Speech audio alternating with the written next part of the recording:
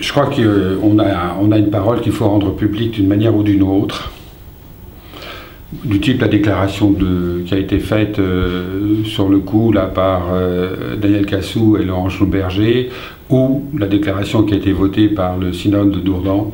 Ce type de déclaration, bon, je crois que c'est intéressant pour dire, voilà, on est conscient du problème, etc. Je crois qu'il faut vraiment affirmer notre parole haut et clair. Je veux dire, les thèmes des synodes cette année, des synodes régionaux, c'est témoin, une église de témoins. Et je crois qu'il faut vraiment être témoin. Vraiment, il est temps que nos églises changent un petit peu leur manière d'être. C'est vrai que les PUF est marqué par un passé historique, une manière d'être assez discrète, hein, finalement. Donc on est présent, mais on est quand même extrêmement discret. Et je pense qu'il faut garder cette discrétion, parce qu'elle est très respectueuse de l'environnement des autres, et donc c'est quand même quelque chose qui me semble important.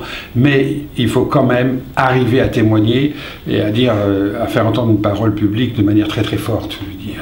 Ça me semble essentiel. Je crois que nos églises devraient aussi faire un gros effort vers l'interreligieux et l'interculturel.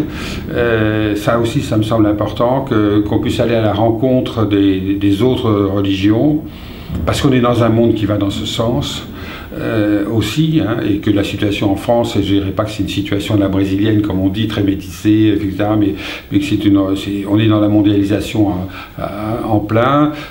Donc voilà, je pense que là aussi, nos églises ont quelque chose à faire et à s'engager davantage là-dessus.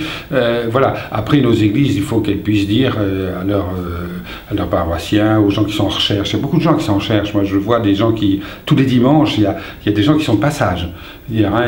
Et lorsque je les salue ou que je les accueille, je leur demande s'ils sont nouveaux, s'ils sont du quartier ou autre, ils me disent ben non, voilà, je suis en recherche, etc. Et donc là, auprès de ces gens-là, il faut qu'on ait une parole aussi qui me semble importante, de dire voilà, il y a quelque chose de fort qui se passe, qui a du sens finalement, et puis après on laisse venir. Hein. Il faut être disponible autant que faire se peut aussi, hein, pour être à l'écoute des gens. Ça me semble important. Il y a aussi, bon, nous ne sommes pas des psychologues, on n'a pas fait d'études de psychanalyse et nous ne sommes pas là pour ça, mais je veux dire, ce qu'on appelait autrefois la cure d'âme, ce sont des choses aussi qui sont importantes dans des situations comme ça. C'est-à-dire la qualité d'écoute, de réponse aussi, la patience, enfin bref, il y a tout un tas de choses aussi là qui me semblent importantes dans la relation à l'autre, qui est quand même aussi fondamentale dans nos églises. Hein, je veux dire.